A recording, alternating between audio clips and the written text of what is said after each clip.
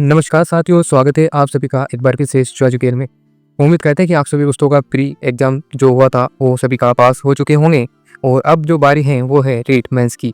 जैसा कि दोस्तों आप सभी को पता होगा कि रीट मेंस का जो एग्जाम है वो होगा 2026 को, ठीक है। जनवरी 2026 में रीट मेंस का एग्जाम होगा। तो उसी के लिए इस वीडियो में हम जो है मॉडल पेपर संख्या फर्स्ट, ठीक है, मॉडल पेपर 1 को देखने वाले हैं। तो अगर अभी तक जो है आपने चैनल को सब्सक्राइब नहीं किया है तो प्लीज़ जो है जल्दी से चैनल को सब्सक्राइब कर लीजिए ताकि लेटेस्ट जो वीडियो आए तो उसका नोटिफिकेशन आपको मिल सके। तो चलिए बिना किसी देरी के वीडियो को शुरू करते हैं और देखते हैं आज का प्रश्न नंबर 1। तो देखिएगा दोस्तों, प्रश्न नंबर 1 है हमारा, मालवा प्रदेश में प्रचलित मारवाड़ी एवं मेवाड़ी के सम्मिश्रण से उत्पन्न बोली कौन सी है? ऑप्शन है निमाड़ी, रागड़ी, रतलामी या फिर पाटवी।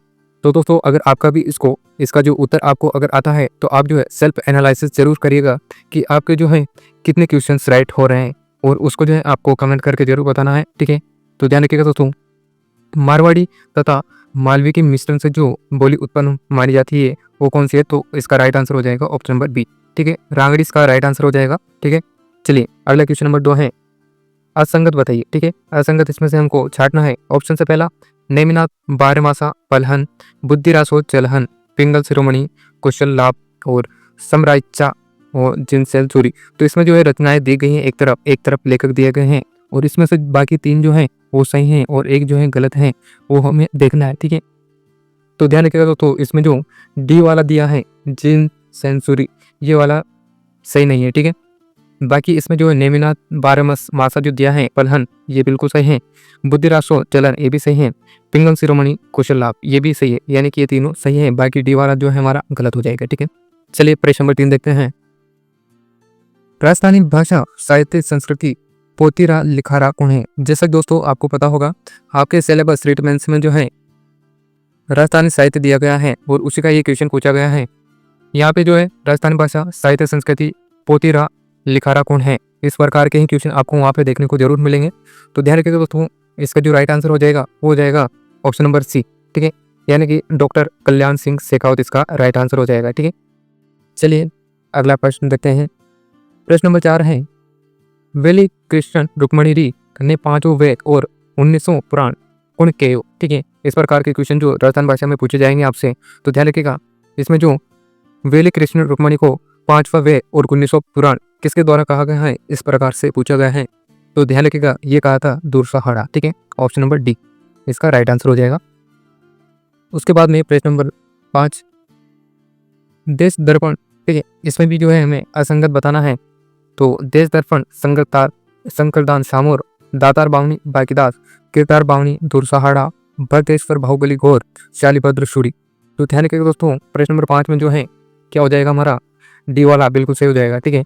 बाकी इसमें जो देश दर्पण दिया है बिल्कुल सही है, दातार बावनी बांकीदास के द्वारा बिल्कुल सही है, कीर्तार बावनी दूरसहारा ये भी सही है, लेकिन इसमें जो 4वां ऑप्शन दिया गया है ये बिल्कुल गलत है, ठीक है। चलिए अगला क्वेश्चन नंबर 6 है, देखिएगा दोस्तों 6, मत्स्य संघ निर्माण के संबंध में निम्न कथनों से सत्य कथन का चयन कीजिए, ठीक है। ऑप्शन से पहला मत्स्य संघ का निर्माण राजस्थान एकीकरण के प्रथम चरण में हुआ था, ठीक है।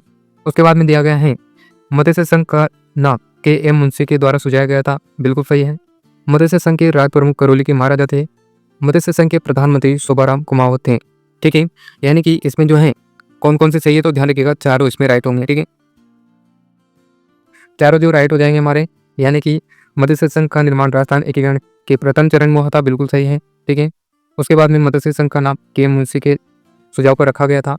मत्स्य संघ के उपराज प्रमुख ध्यान रखिएगा कौन थे, करौली के महाराजा, ठीक है। उसके बाद में मत्स्य संघ के प्रधानमंत्री शोभाराम कुमावत थे, आदि सभी जो है क्या है, सही है, ठीक है। चलिए उसके बाद में प्रश्न नंबर 7 है, और 7वां जो हमें दिया है वो दिया है सुमिलित करने से संबंधित है, यानी कि एक तरफ सूची 1 को सूची 2 से मिलाना है। तो सबसे पहले दिया गया है विजय सिंह पथिक, ठीक है। तो इसमें जो है प्रश्न नंबर 7 में सबसे पहले ए में 4 हो जाएगा, ठीक है, यानी कि विजय सिंह पथिक, ए में 4 हो जाएगा विद्या प्रचारणी सभा। उसके बाद में बी में 2 देखिएगा, यानी कि चांदल छुराना का जो संबंध है मारवाड़ की हितकारिणी सभा से है। फिर सी में जो 3 देखिएगा, केसरी सिंह बार्ट ने जो है वीर सभा की स्थापना की थी, बिल्कुल। उसके बाद में हरिभाव उपाध्याय जो है गांधी आश्रम या हटून, ठीक है, ये वाला बिल्कुल सही हुआ। तो इस प्रकार से हमारा जो कौन सा होगा इसमें, ए में 4 हम देखें तो ए में 4, तो ए में 4 यहाँ भी है और यहाँ भी है, ठीक है। उसके बाद में देखिएगा, फिर हमने देखा था कि बी में 2, ठीक है, बी में 2 यहाँ है लेकिन यहाँ पे नहीं है, तो इसलिए हमारा जो है सी वाला बिल्कुल राइट आंसर हो जाएगा, ठीक है। प्रश्न नंबर 7 में सी वाला राइट आंसर हो जाएगा। फिर से आपको बता दें दोस्तों कि विजय सिंह पथिक ने विद्या प्रचार की सभा की स्थापना की थी। उसके बाद में हरिभाव उपाध्याय का संबंध, ध्यान रखिएगा, हरिभाव उपाध्याय का संबंध किसमें है, तो इसमें जो एक वाला हो जाएगा, यानी कि डी में 1 गांधी आश्रम से इनका संबंध है। उसके बाद में चांदमल सुराणा मारवाड़ हितकानी सभा हो जाएगा, और केसरी सिंह बारट जो कि वीर भारत सभा से संबंधित है, ठीक है। चलिए प्रश्न नंबर 8 देखते हैं। गणेश सभ्यता का विकास किस नदी के किनारे पर हुआ? ऑप्शन से बनास, लूनी, कांतली या फिर बाणगंगा। तो क्वेश्चन नंबर 8 का जो सही आंसर हो जाएगा वो हो जाएगा हमारा option number C, Kantli. Ganesh सभ्यता का विकास कांतली नदी के किनारे हुआ है, ये आपको ध्यान रखना है, ठीक है। तो ये जो क्वेश्चन है बहुत ही ज़्यादा इंपॉर्टेंट है दोस्तों। ये रीट ऐसा ना माने आप कि ये जो क्वेश्चन है ओनली रीट में ही पूछे जाते हैं। रीट के अलावा राजस्थान की कोई सी भर्ती हो उन सभी में जहाँ पर राजस्थान जी के पूछा जाता है उन सभी के लिए इंपॉर्टेंट रहेंगे, ठीक है। चलिए प्रश्न नंबर 9 है, सामाजिक सहकारी संस्था हेलरू राजस्थान के किस जनजाति से संबंधित है? ऑप्शन से आपके सेरिया, कंजर, भीलमेणा या फिर ग्रासिया। तो ध्यान रखिएगा दोस्तों, हेलरू का जो संबंध है वो ध्यान रखिएगा ग्रासिया जनजाति से है, ठीक है।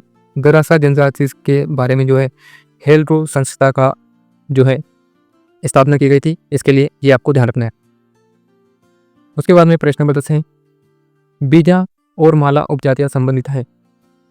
ऑप्शन से दामोद, कंजर, सासी या फिर भील। बताइए दोस्तों क्या इसका राइट आंसर होगा? तो बीजा और माला, ध्यान रखिएगा ये जो है सासी से संबंधित है, ठीक है, सासी जनजाति से संबंधित है इनका। प्रश्न नंबर 11 है, राव लूणकर्ण को कलयुग का कर्ण की संज्ञा दी थी, यानी कि लूणकर्ण को कलयुग का कर्ण की संज्ञा किसने दी? तो ऑप्शन से मुंशी देवी प्रसाद, चिंतामणि, बिट्टू सूजा, राजशेखर कांत। तो चलिए दोस्तों क्या होगा इसका सही आंसर? तो इसमें जो राइट आंसर हो जाएगा हमारा प्रश्न नंबर 11 का सी वाला बिल्कुल राइट होगा, ठीक है। बिट्टू सूजा इसका राइट आंसर हो जाएगा, जिसने जो है राव लूणकर्ण को कलयुग का कर्ण कहा था, ये आपको ध्यान रखना है। प्रश्न नंबर 12 है, राजा जयसिंह को मिर्जा की उपाधि किसने दी? ठीक है, ऑप्शन से क्या अकबर ने दी, जहांगीर ने, शाहजहां ने या फिर औरंगजेब ने। तो इसमें जो ध्यान रखिएगा सवाई यानी कि सवाई जयसिंह को जो मिर्जा की उपाधि दी गई थी वो दी गई थी शाहजहां के द्वारा, ठीक है। शाहजहां के द्वारा मिर्जा की उपाधि प्रदान की गई थी जयसिंह को, ये आपको ध्यान रखना है। चलिए प्रश्न नंबर 13 है, हम्मीर मतमर्तन ग्रंथ के रचनाकार थे, यानी कि हम्मीर मतमर्तन ग्रंथ जो है किसके द्वारा रचित हैं? ऑप्शन से हरिभद्र सूरी, राजू सूरी, विजयपाल सूरी, जयसिंह सूरी। तो इसका करेक्ट जो आंसर हो जाएगा वो हो जाएगा जयसिंह सूरी। ये जो है बहुत बार क्वेश्चन पूछा भी गया है एग्जाम्स में, तो ध्यान रखिएगा कि हम्मीर मतमर्तन जो एक ग्रंथ है वो किसके द्वारा रचित है? तो जयसिंह सूरी इसका राइट आंसर हो जाएगा। चलिए प्रश्न नंबर 13 देखते हैं, प्रश्न नंबर 14 है अगला। देखिएगा दोस्तों प्रश्न नंबर 14 है आपके सामने, हमीर खुसरो का ग्रंथ खजाइन उल फतू किस साके का वर्णन करता है? ध्यान रखिएगा दोस्तों, अमीर खुसरो का ग्रंथ कौन सा है? खजाइन उल फतू है, ठीक है। ये ग्रंथ भी आपको ध्यान रखना है, ये जो ग्रंथ है अमीर खुसरो के द्वारा रचित है, और इसमें जो है किस शाखे का वर्णन किया गया है? तो ध्यान रखिएगा दोस्तों, इसमें जो है चित्तौड़गढ़ के प्रथम शाखे का वर्णन किया गया है, ठीक है। और दोस्तों इसका जो प्रथम शाखा को हुआ था वो ध्यान रखिएगा 1303 में हुआ था, ठीक है। 1303 में प्रथम शाखा हुआ था, और ये आपको ध्यान रखना है कि चित्तौड़ में कितने शाखे हुए थे टोटल? तो ध्यान रखिएगा 3 शाखे हुए थे, ठीक है। तो और आपको दोस्तों कमेंट करके ये बताना है कि राजस्थान का प्रथम शाखा कहाँ पे हुआ था, ये आपको कमेंट करके जरूर बताना है, ठीक है। तो इसका जो राइट आंसर हो जाएगा वो हो जाएगा ऑप्शन नंबर फर्स्ट। चलिए प्रश्न नंबर 15 है, महाराणा सांगा की समाधि कहाँ स्थित है? ठीक है, महाराणा सांगा की जो समाधि स्थल है वो कहाँ पे है? तो ध्यान रखिएगा मांडलगढ़, ठीक है, जो कि भीलवाड़ा में पड़ता है, वहाँ पे क्या है? महाराणा सांगा की समाधि स्थल है। और ध्यान रखिएगा कालपी में जो है, कालपी में महाराणा सांगा को के सेनापति के द्वारा जेल दे दिया गया था, ठीक है। तो यहाँ पे जो इनकी मृत्यु हो गई थी। उसके बाद में महाराणा सांगा को सैनिकों का भग्नावशेष भी कहा जाता है, ये आपको ध्यान रखना है, ठीक है। तो महाराणा सांगा जो समाधि स्थल हो जाएगा मांडलगढ़ भीलवाड़ा, इसका राइट आंसर हो जाएगा। प्रश्न नंबर 16 है, राज दरबार में पंक्तिबद्ध तरीके से बैठने के तरीके को क्या कहा जाता है? ऑप्शन से मिसल, कुरब, बड़ी ओल, नादिर। तो 16 का राइट आंसर हो जाएगा मिसल। ठीक है, मिसल इसका राइट आंसर हो जाएगा। चलिए प्रश्न नंबर 17 है, कोटा एवं बूंदी में राजा के बाद प्रधान को क्या कहते थे? ऑप्शन से रावल, मुख्तियार, दीवान या फिर मुसाहिब। तो ध्यान रखिएगा तो प्रश्न नंबर 17 का जो आंसर होगा दीवान इसका राइट आंसर हो जाएगा। ठीक है, तो ध्यान रखिएगा कोटा एवं बूंदी के राजा के बाद प्रधान को क्या कहते थे? दीवान कहते थे। प्रश्न नंबर 18 है,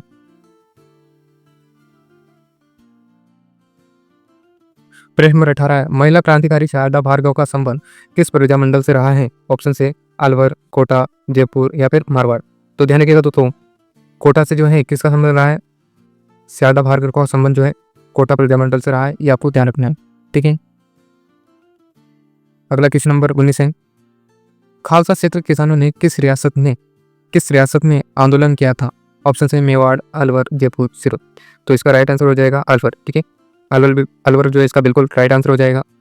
प्रश्न नंबर 20 है, सत्य कथन बताइए। पहला है जाट क्षेत्रीय महासभा 1933, मेरठ क्षेत्रीय महासभा 1933। तो ध्यान रखिएगा दोस्तों, इसमें जो दोनों ही कथन है गलत है। ठीक है, दोनों ही कथन गलत है, ये आप ध्यान रखिएगा। अगला क्वेश्चन नंबर 21 है, 18 शताब्दी क्रांति के दौरान अंग्रेजी सहयोग के लिए राजाओं को क्रमशः सितार-ए-हिंद एवं ग्रैंड कमांडर ऑफ इंडिया की उपाधि दी थी। यानी ये जो उपाधियां ये किन्हें दी गई थी? ऑप्शन से करौली अलवर को, जयपुर बीकानेर, जयपुर करौली या फिर बीकानेर कोटा। तो ध्यान रखिएगा दोस्तों, इसमें जो जयपुर करौली इसका सही आंसर हो जाएगा। ठीक है, अगला क्वेश्चन नंबर 22 है, जयपुर के महाराजा सवाई जयसिंह द्वारा स्थापित कुल विभाग एवं चित्रकला से संबंधित विभाग हैं तो कितने विभाग है? तो ध्यान रखिएगा 36 सूरत खाना। ठीक है, ऑप्शन नंबर पहला सही आंसर हो जाएगा इसका। नेक्स्ट क्वेश्चन देखिएगा, बूंदी चित्रकला से संबंधित रंगमहल एवं चित्रशाला का निर्माण क्रमशः करवाया गया था। तो ध्यान रखिएगा, बूंदी स्थित चित्रशाला और रंगमहल का निर्माण जो करवाया गया था वो करवाया गया था चित्रसाल और उमेश सिंह के द्वारा। ठीक है, इन दोनों के द्वारा जो है इनका निर्माण करवाया गया था और इस पर भी जो मुख्यतः है चित्रसाल, इनका ज्यादा नाम जो है इनका ही आता है, ये आपको ध्यान रखना है। 24वां प्रश्न है, तारकशी के जेवर कहाँ के प्रसिद्ध हैं? ऑप्शन है प्रतापगढ़, नाथद्वारा, किशनगढ़ या फिर आमेर। तो क्वेश्चन नंबर 24 का जो सही आंसर हो जाएगा नाथद्वारा। ठीक है, तारकशी जेवर कहाँ के प्रसिद्ध हैं? नाथद्वारा, राजसमंद के प्रसिद्ध हैं, ये आप ध्यान रखिएगा। प्रश्न नंबर 25 है, इंसान पहले इंसान फिर हिंदू या मुसलमान, ये संदेश किसका है? ऑप्शन से आचार्य तुलसीदास, आचार्य माप्रेग, आचार्य भिक्षु या फिर क्षमा श्रमण। तो ध्यान रखिएगा दोस्तों, ये जो कथन है ये किसका है? आचार्य तुलसी जी। ठीक है, इंसान पहले क्या है? इंसान है, फिर हिंदू है, फिर या फिर मुसलमान। ठीक है, तो ये कहा था तुलसी जी द्वारा। ठीक है, ऑप्शन नंबर फर्स्ट इसका सही आंसर हो जाएगा। उसके बाद में प्रश्न नंबर 26 देखिएगा, किस लोक देवता की छतरी चित्तौड़गढ़ दुर्ग में बनी हुई है? ऑप्शन से मेहा जी की, पाबू जी की, वीर कल्ला जी या फिर मामादेव। तो इसका जो सही आंसर हो जाएगा 26 का हो जाएगा ऑप्शन नंबर सी, वीर कल्ला जी। ठीक है, वीर कल्ला जी को जो है 4 हाथों वाले लोक देवता के रूप में भी जाना जाता है, ये आप ध्यान रखिएगा। उसके बाद में प्रश्न नंबर 27 है, देखिएगा दोस्तों 27वां, फूलडोल महोत्सव का संबंध किस संप्रदाय से है? तो ध्यान रखिएगा, फूलडोल महोत्सव कहाँ मनाया जाता है? शाहपुरा। ठीक है, उसके अलावा ये जो संबंधित है राम स्नेही संप्रदाय। ठीक है, 27 का जो है बी वाला बिल्कुल राइट आंसर हो जाएगा, राम स्नेही संप्रदाय के द्वारा फूलडोल महोत्सव मनाया जाता है। 28वां प्रश्न है, रमत के लिए प्रसिद्ध आचार्य का चौक किस जिले में है? ऑप्शन से जैसलमेर, जोधपुर, अजमेर या फिर बीकानेर। तो ध्यान रखिएगा दोस्तों, रमत के लिए प्रसिद्ध चौक जो कि आचार्य को चौक कहा जाता है वो कहाँ पे स्थित है? तो इसका जो सही आंसर हो जाएगा वो हो जाएगा बीकानेर। ठीक है, बीकानेर में आचार्यों का चौक स्थित है और ये जो किसके लिए फेमस है? रमत के लिए। चलिए उसके बाद में प्रश्न नंबर 29 देखिएगा, अगला क्वेश्चन है, किस संप्रदाय के मंदिर हवेली शैली में निर्मित होते हैं? ऑप्शन से राम स्नेही, वैष्णव, लालदासी या फिर गौड़ीय। तो ध्यान रखिएगा, इसमें जो वैष्णव इसका सही आंसर हो जाएगा। ठीक है, यानी कि वैष्णव संप्रदाय के जो हवेली मंदिर होते हैं वो किस शैली में होते हैं, हवेली के रूप में होते हैं, ये आपको ध्यान रखना है, वेस्टर्न, ठीक है। चलिए उसके बाद में सोने चांदी की हवेली कहाँ स्थित है, ठीक है, इंपॉर्टेंट क्वेश्चन है ये। सोने चांदी की हवेली कहाँ स्थित है, तो ध्यान रखिएगा ये है मैनसर झुंझुनू, ठीक है, मैनसर जो कि कहाँ पड़ता है, झुंझुनू पड़ता है, वहाँ पे सोने चांदी की हवेली स्थित है। प्रश्न नंबर 31 है, सुदर्शनगढ़ के नाम से प्रसिद्ध दुर्ग हैं, ऑप्शन है तारागढ़, अजमेर, नाहरगढ़ जयपुर, बयाना भरतपुर, गागरोन झालावाड़। तो ध्यान रखिएगा नाहरगढ़ जो कि जयपुर में स्थित है, और ये कौन सी पहाड़ी पर स्थित है, तो ध्यान रखिएगा चील की पहाड़ी पर, या फिर इसे चील का टीला भी कहा जाता है। और इसी का जो दूसरा नाम क्या है, तो ध्यान रखिएगा सुदर्शनगढ़, ठीक है, दोनों इसी के नाम है, नाहरगढ़ और सुदर्शनगढ़ इसे कहते हैं। चलिए अगला क्वेश्चन नंबर 32 देखते हैं। अर्ली चौहान डायनेस्टिस पुस्तक के लेखक कौन है, तो ध्यान रखिएगा अर्ली चौहान डायनेस्टिस पुस्तक जो है वो लिखी गई थी, ध्यान रखिएगा ये लिखी थी दशरथ शर्मा, ठीक है, ऑप्शन नंबर डी इसका सही आंसर हो जाएगा।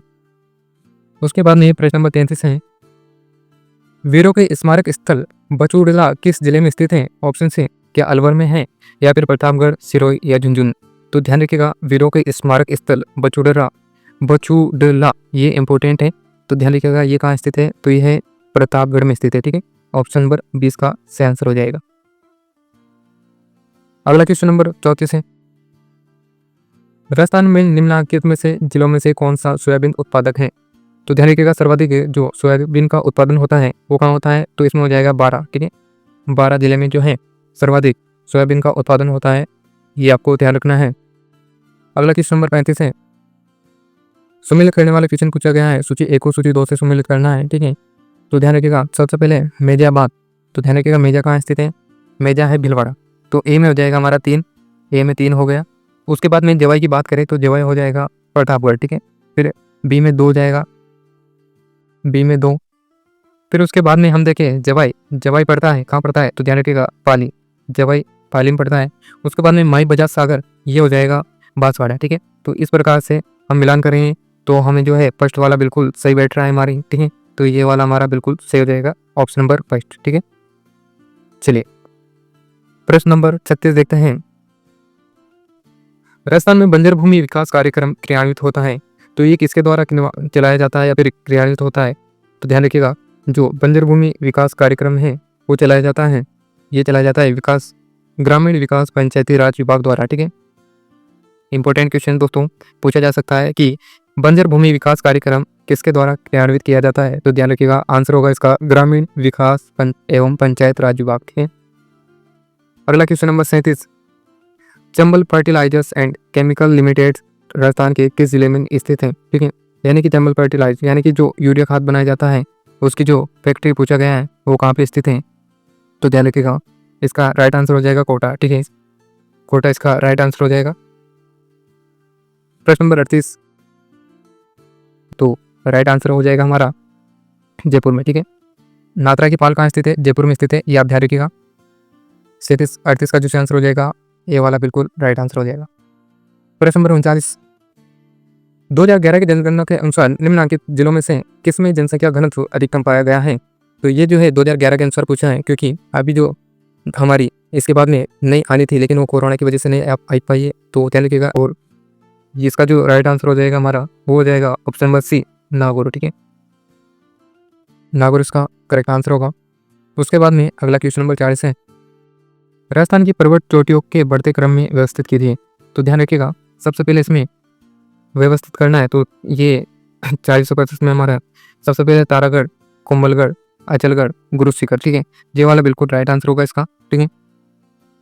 उसके बाद में अगला क्वेश्चन नंबर 41 है, राजस्थान के कौन से जिले में उड़िया पठार स्थित है, ठीक है, तो प्रश्न नंबर 41 का हमारा राइट आंसर हो जाएगा सिरोही, ठीक है, सिरोही इसका सही आंसर हो जाएगा। उड़िया का पठार कहाँ स्थित है, सिरोही में स्थित है, ठीक है। चलिए अगला क्वेश्चन नंबर 42 है, देखिएगा राजस्थान का कौन सा क्षेत्र स्टेपी जलवायु प्रदेश के अंतर्गत आता है, तो ऑप्शन से उदयपुर, डूंगरपुर, बांसवाड़ा, ठीक है, या फिर जालोर, पाली और जोधपुर, नागौर, उसके अतिरिक्त या फिर प्रतापगढ़, चित्तौड़गढ़, कोटा, बूंदी। तो ध्यान रखिएगा इसमें जो है जालोर, पाली, जोधपुर, नागौर ये किस में आते हैं, स्टेपी तुल्य प्रदेश के अंतर्गत आते हैं, या आपको ध्यान रखना है, यानी कि ऑप्शन नंबर बी हमारा सही आंसर हो जाएगा, ठीक है। चलिए अगला क्वेश्चन नंबर 43 देखते हैं, देखिएगा अगला क्वेश्चन है, कोपेन के जलवायु वर्गीकरण के अनुसार निम्न में से कौन सा सही सम्मिलित है, यानी कि कौन सा सही सम्मिलित है पूछा गया है। ऑप्शन है CWG भरतपुर और BWHW बाड़मेर दिया गया है, BSHW श्रीगंगानगर या फिर AW में जो है डूंगरपुर। तो ध्यान रखिएगा प्रश्न नंबर 43 में जो है हमारा राइट आंसर हो जाएगा। इसमें जो है ओनली दो ही जो सम्मिलित है, एक तो पहला सही है, उसके अलावा और वाला बिल्कुल सही है, बाकी दो क्या है, दो गलत है हमारे, ठीक है, ये और ये। बाकी CWG में भरतपुर आएगा और AW में डूंगरपुर आएगा। चलिए अगला क्वेश्चन से देख लेते हैं। राजस्थान के किस भाग में मिश्रित पतझड़ वाले वन पाए जाते हैं। तो ध्यान रखिएगा उदयपुर, चित्तौड़गढ़, सिरोही, बूंदी, इन इलाकों में क्या पाए जाते हैं, पतझड़ वाले वन पाए जाते हैं। ये आप ध्यान रखिएगा, इंपॉर्टेंट क्वेश्चन है ये, ठीक है। उदयपुर, चित्तौड़गढ़, सिरोही और बूंदी। प्रश्न नंबर 45 है, कौन सा सम्मिलित नहीं है, ठीक है। वन्य जीव दिया गया है और जिला दिया गया है, ठीक है। सबसे पहले दिया गया है जालोर जिसमें भालू, उसके अलावा भीलवाड़ा में मोर, जयपुर में राजहंस, झुंझुनू में काला तितर, ठीक है। तो इसमें ध्यान रखिएगा सम्मिलित नहीं है वो कौन सा नहीं है, सी वाला, ठीक है। जयपुर में जो है राजहंस नहीं है, बाकी जालोर में भालू मिलता है बिल्कुल, ठीक है। शुभंकर कौन सा जालोर का भालू है और भीलवाड़ा का मोर है, काला तितर झुंझुनू का है, ये आपको ध्यान रखना है। तो ये सी वाला राइट आंसर हो जाएगा। उसके बाद में 46 है हमारा, लाल लोम मृदा राजस्थान के कौन से जिले में मिलती है। तो लाल लोमी जो मृदा पाई जाती है वो पाई जाती है डूंगरपुर और बांसवाड़ा में, ठीक है। ऑप्शन नंबर सी से हो जाएगा इसका। फिर अगला क्वेश्चन है, राजस्थान के किन जिलों में लाल व पीली मृदा पाई जाती है, ठीक है। तो ध्यान रखिएगा लाल और पीली विशेष रूप से जो पाई जाती हैं वो पाई जाती हैं सवाई माधोपुर, सिरोही, भीलवाड़ा और अजमेर, ठीक है। यानी कि सवाई माधोपुर, सिरोही, भीलवाड़ा और अजमेर, इसमें जो है लाल व पीली प्रकार की मृदा पाई जाती है, ये आप ध्यान रखिएगा, ठीक है। उसके बाद में प्रश्न नंबर 48, निम्नांकित में से कौन सा सम्मिलित नहीं है, ठीक है। बायोमास ऊर्जा परियोजना केंद्र दिया है और जिला दिया गया है, ठीक है। तो ध्यान रखिएगा इसमें जो है सारथल जो दिया गया है अजमेर, ये वाला सम्मिलित नहीं है। बाकी पदमपुर, श्रीगंगानगर सही है, कतौली टोंक में है, भंवरगढ़ बारां में है, ये सही है, ठीक है। क्वेश्चन नंबर 49 है, 31 मार्च 2021 तक राजस्थान में राष्ट्रीय राजमार्ग के अंतर्गत कुल सड़कों की लंबाई है, ठीक है। 2021 के अनुसार पूछा गया है, ठीक है। तो ध्यान रखिएगा इसमें 10,618 किलोमीटर इसका सही आंसर हो जाएगा, ठीक है, यानी कि बी वाला राइट आंसर हो जाएगा। अगला क्वेश्चन है, दूध बावड़ी कहाँ स्थित है। दोस्तों ध्यान रखिएगा दूध बावड़ी यहाँ पे पूछा गया है, ठीक है। तो ध्यान रखिएगा दूध बावड़ी जो है माउंट आबू सिरोही में, ठीक है। माउंट आबू सिरोही में दूध बावड़ी स्थित है। अगर पूछा जाए कि दूध तलाई कहाँ है, ठीक है, दूध तलाई कहाँ स्थित है, तो ध्यान रखिएगा ये है उदयपुर में, ठीक है। तो दोस्तों आज जो है हम टोटल 50 क्वेश्चनों को ही देखने वाले हैं। तो अगला जो 50 के बाद में क्वेश्चन देखेंगे हम वो अगले वीडियो में देखेंगे, ठीक है। दोस्तों इन 50 क्वेश्चन में से आपके कितने राइट हुए हैं वो आप कमेंट करके जरूर बताइएगा और डेली इसी प्रकार की वीडियो पाने के लिए चैनल को सब्सक्राइब करें, ठीक है। दोस्तों के साथ वीडियो को शेयर करना ना भूलें। वीडियो पसंद आए तो वीडियो को लाइक करें। तब तक के लिए जय हिंद, जय भारत।